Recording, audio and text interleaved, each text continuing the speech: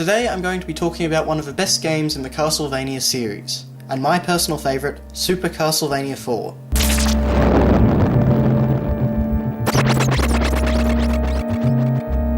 Not only was it the first of the 16-bit Castlevania games, but it was also one of the earlier Super Nintendo games, launching in 1991. And boy oh boy was it a good showcase for Nintendo's newest console. But we'll get to all that in a minute. So first off, the story of Castlevania IV is your bog standard Castlevania affair. Dracula's revived, so you as Simon Belmont have to go defeat him. That's it. And frankly that's all it needs. Technically, lore-wise, this game is a remake of the original Castlevania game on the NES, but aside from the story and a few similar rooms, this is a wholly original game. Now the gameplay, and this is where it's at. Castlevania IV controls just about as well as a 2D action platformer possibly could.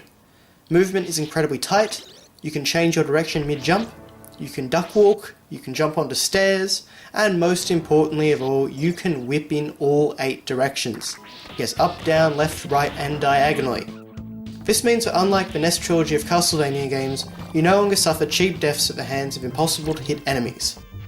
Why Konami decided to remove this feature from every single other Castlevania game going forward still baffles me to no end.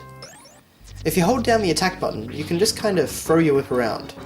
It looks a bit weird, but it's invaluable in deflecting projectiles, and honestly I find it ridiculously impressive at how they got the sprite to animate so smoothly for this move. But I digress. The final use for your whip is swinging around on hooks, a new addition to the series. While most of the time it works fine, it can sometimes be a bit fiddly to latch onto the hooks, and there are times when I find that jumping onto the next platform from this position to be difficult to control accurately. In addition to your whip, you have a variety of secondary weapons, conveniently mapped to the R trigger, which you can find by whipping candles. Yeah, if you've never played Castlevania, that's kinda how you get items. To power these secondary weapons you need hearts, which basically act as your ammunition, and yes, series newcomer, they are also found in candles. My one complaint about secondary items in this game is that once you pick up a new secondary item, your old one is gone forever. There is no way to get it back. This would be fine, except every now and again, the game designers will put a knife weapon, in other words the weakest one, in a candle at the end of a stage, and it can be very easy to pick it up accidentally. Future games would fix this by throwing your old secondary item onto the ground when you got a new one, allowing you to pick it up again if you didn't like what you got. Unfortunately, it was introduced one game too late. You can also upgrade your whip twice, first into a Morning Star, and then again into a much longer Morning Star, by finding power-ups in... well, take a guess. One thing that isn't found in candles, however, well, not very often, is health, and this comes in the form of large and small pork chops that you can find by whipping certain walls. Inside the walls you can also find the double and triple shot items, which allow you to throw 2 or 3 secondary items simultaneously. Castlevania IV, like almost all the other Castlevania games, is an action platformer. Now if you're only familiar with more recent releases like the GBA or the DS games, well, this is a bit of a different beast. This is one of the last non-Metroidvania style games in the series. This means that the focus is on getting from A to B, rather than exploring a huge area for power-ups, and personally this is how I prefer my Castlevania games.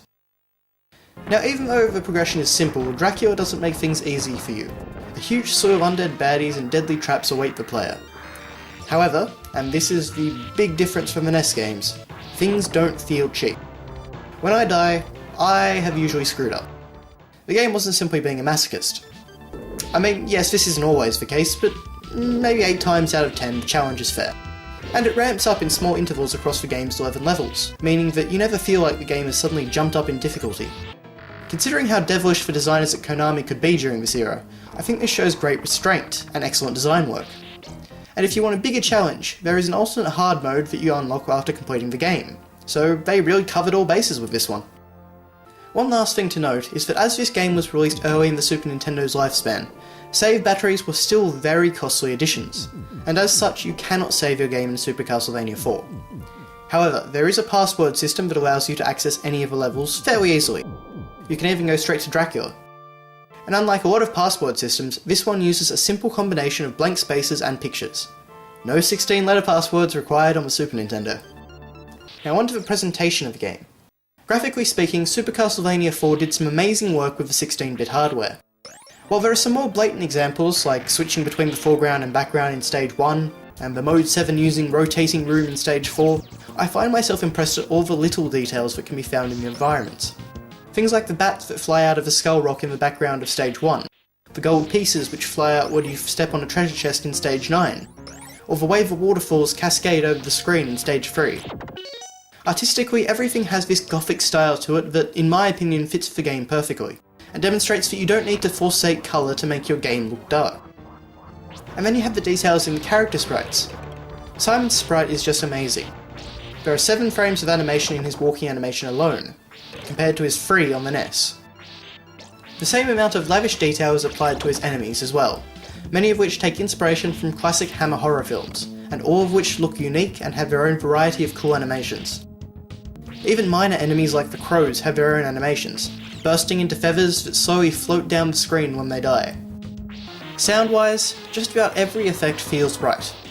There are some great creepy sound effects to build atmosphere, and all the attack sound effects feel like they've got a lot of impact.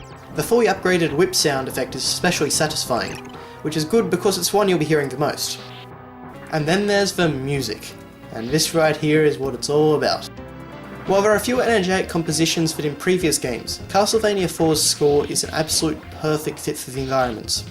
It creates a powerful atmosphere that draws you into the game, entrancing you with its haunting melodies. These are songs that will stay with you for years to come, and that is impressive given the sheer number of compositions, each level being home to at least 2 separate pieces. Personal favourites of mine are the theme of Simon Belmont, the waterfall, Bloody Tears, and Submerged City. And the best part is that if you go to the options menu, you can listen to any piece of music or sound effect in the game. A really great feature, especially in the pre-YouTube era. So, if you can't tell yet, I absolutely adore this game. The controls are smooth and tight, there is huge variety in the levels, and a good number of them for that matter. The graphics are detailed, colourful and inventive. The balance of difficulty is near perfect, music is memorable and draws you further into the game. I mean, what else can I say? There are very few flaws and a whole lot of positives.